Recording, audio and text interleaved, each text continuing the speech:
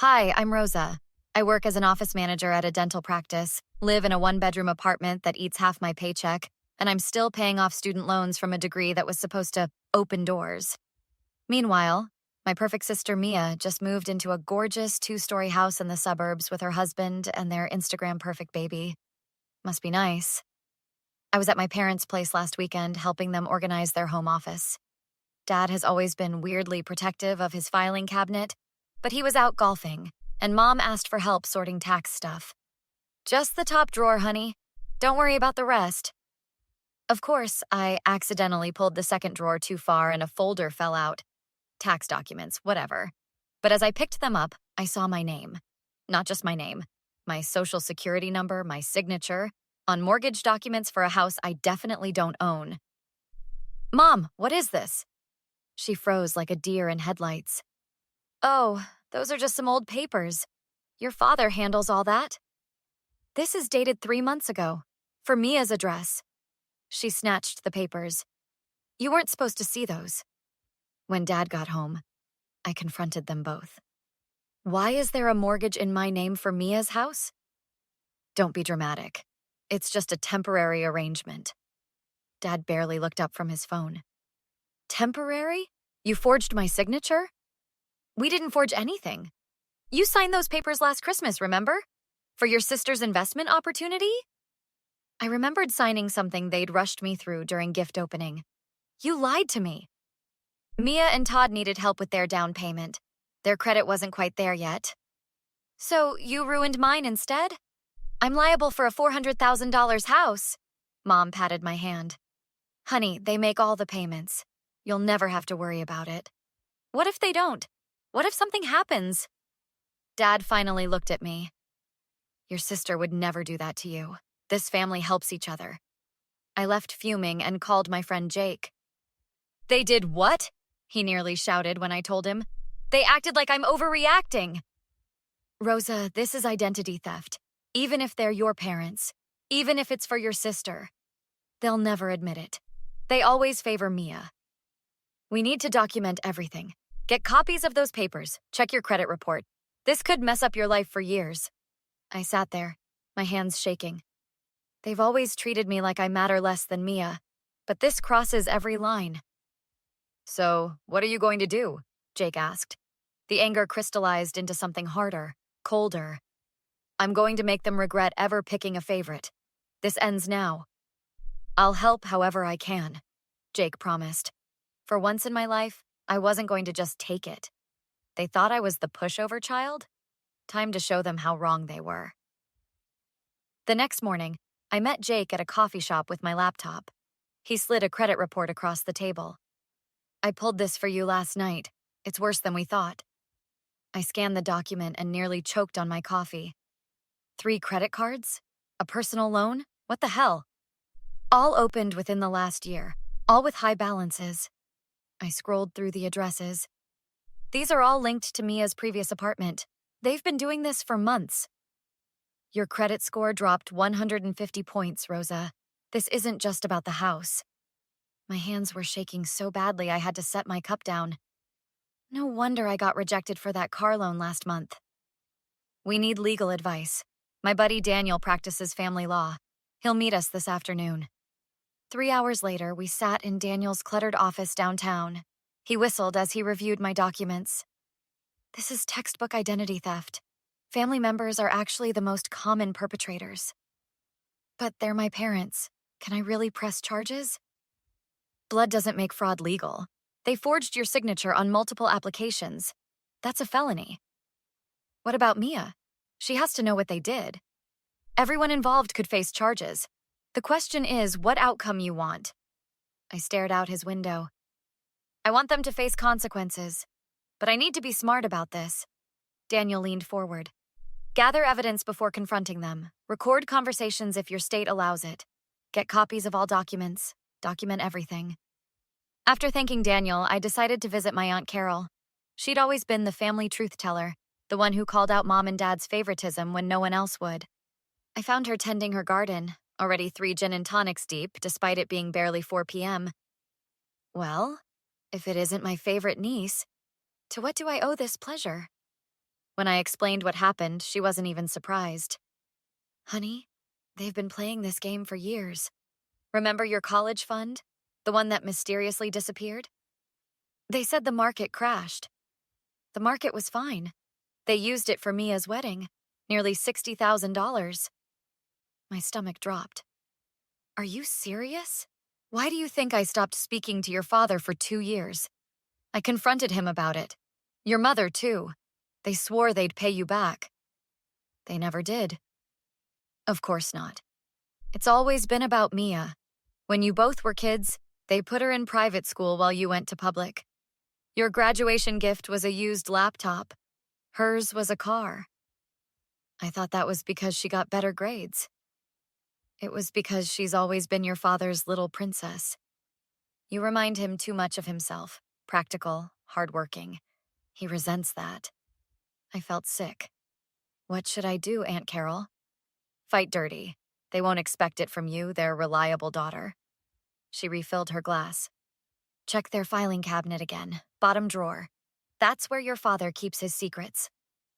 2 days later, while my parents were at Mia's for dinner, I declined my invitation. I returned with Jake's spare key. The bottom drawer revealed a gold mine, a business loan for Mia's husband's startup using my information, insurance policies in my name, even a timeshare purchase. This is insane, Jake whispered as we photographed everything. No, I said, a plan forming in my mind. This is exactly what I needed. They think I'm the reliable daughter who'll just take this? I'm about to become their worst nightmare. The next morning, I called my parents and pulled off the performance of a lifetime.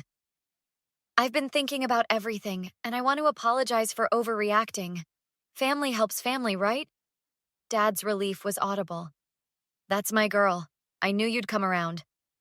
Actually, I was hoping we could talk about it more. Maybe over dinner this weekend? Of course, sweetheart. Your mother will be thrilled. I hung up and turned to Jake, who was setting up the recording equipment Daniel had provided. They bought it completely. They think I'm the same pushover I've always been. Just remember what Daniel said. Keep the conversations natural. Get them to admit what they did voluntarily. Don't worry. I've been practicing my clueless daughter routine my whole life. That Saturday, I arrived at my parents' house with my phone recording in my purse. Mom greeted me with a too-tight hug. We're so glad you're being reasonable about this, honey. I just want to understand better. So the mortgage is in my name, but Mia and Todd make the payments? Dad poured himself a scotch. Exactly. It's just a technicality. And the credit cards and loans? Those too? A flash of panic crossed his face. What credit cards? The ones in my credit report? 3 cards, a personal loan, and apparently a business loan for Todd's startup? Mom shot Dad a look. We only did what was necessary. Mia and Todd needed help establishing themselves. And I didn't? You've always been more independent, Dad said carefully. Mia is more delicate. So you're saying you committed fraud because you think I can handle it better? It's not fraud when it's family, Dad snapped. We did you a favor including you in these investments. When Todd's business takes off, you'll benefit too. So you admit you opened these accounts using my information without my knowledge? Don't twist my words, Dad growled, but he'd already said enough. I left with nearly an hour of incriminating audio. The next target was Mia. I met her for lunch at her favorite overpriced bistro. She brought the baby, obviously as a buffer. I'm so glad we're talking again, she cooed while adjusting the baby's designer outfit. Family rifts are so toxic. Speaking of toxic, I talked to Mom and Dad about the mortgage and loans. Her smile never faltered. They've always been so generous with us. With my credit, you mean? Don't be dramatic. It's not like you were using your good credit for anything important. I nearly choked. You knew? The whole time? Of course I knew. Whose idea did you think it was? She sipped her mimosa. My credit was shot after college. Needed a clean slate. So you suggested using mine instead? Dad suggested it, actually. Said you'd never know if we were careful. She shrugged. Nothing personal. Just business. And if I couldn't get approved for apartments or loans because of what you did? You've always been the responsible one. You'd figure it out. I excused myself to the bathroom and stopped the recording, hands shaking with rage. 3 days later, I met with Jake and Daniel at my apartment. "The recordings are gold," Daniel said. "Clear admissions of intent and knowledge." Jake looked at me. "So what's the plan? Police report? Lawsuit?" "Better," I said, pulling out the invitation to our upcoming family reunion. The annual Davis family gathering.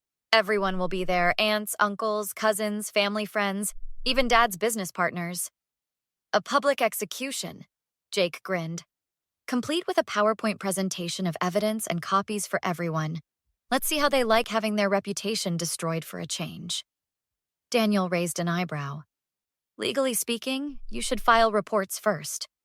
Already scheduled for Monday morning, but the legal system is just part one. Part two is making sure everyone knows exactly who they really are." The annual Davis family reunion was held at my uncle's lakeside property. I arrived early with Jake and my laptop, setting up in the main room where speeches and announcements were traditionally made. "You sure about this?" Jake whispered as he connected my computer to the projector. "Never been more sure of anything in my life." As family members trickled in, I maintained a perfect poker face. Aunt Carol winked at me from across the room. Mom was playing hostess while Dad networked with his business partners. Mia and Todd arrived fashionably late, baby in tow, soaking up compliments on their beautiful new home. After lunch, Uncle Steve clinked his glass for the annual family announcements. Engagements, promotions, and other achievements were shared. Then he turned to me. "I believe Rosa has something she'd like to share." I stepped forward, heart pounding. "I do have an announcement. Actually, more of a presentation." The first slide appeared. Copies of the mortgage documents with my forged signature. "I recently discovered something interesting. I apparently own a house. Mia's house, to be exact." Murmurs rippled through the room. Dad stood up. "Rosa, this isn't the time or place. It's exactly the place. Family business should be handled with family present, right? Isn't that what you always say?" I clicked to the next slide. Credit card statements, loans, all in my name with Mia's address. I also discovered I've been very generous with my credit. 3 credit cards, personal loans, business loans for Todd's company. All without my knowledge. Mom turned pale. "Honey, please." "Oh, I'm not done." I played the audio recordings. Dad's voice filled the room. "It's not fraud when it's family." Then Mia's casual admission. "Nothing personal, just business." Aunt Carol slow clapped. "Well, well, well. The truth finally comes out." Uncle Steve's face hardened. "Robert, is this true? You used your daughter's identity?" Dad fumbled for words. "It's a misunderstanding." "I filed police reports Monday morning," I continued. "Identity theft, fraud, forgery. But I wanted everyone here to know exactly what kind of people you really are before the police contact you." Mia lunged toward me. "You vindictive bitch! You'll destroy everything! You did that yourself the moment you decided to steal from me." Todd pulled Mia back. "We need to leave now." "Running won't help," I called after them. "The authorities already have everything." Dad's business partner approached him, voice low but audible. "We need to talk immediately. This could affect the partnership." 2 weeks later, the fallout was magnificent. Dad was forced to step down from his company board position. Mia and Todd were facing criminal charges, their perfect house in foreclosure. Mom had moved in with her sister, filing for separation after discovering Dad's other financial secrets. Daniel helped me file for identity theft protection and credit restoration. The credit bureaus have removed the fraudulent accounts. Your score should recover within a few months. And the house. The bank is unwinding that mess. You won't be responsible for anything. I signed the last affidavit in his office and sat back. "How does it feel?" Jake asked. "Like I can finally breathe. Like I'm not invisible anymore." That evening, my phone buzzed with a text from Dad. "Please reconsider. We can work this out as a family." I blocked his number without responding, then did the same for Mom and Mia. Some bridges aren't meant to be rebuilt.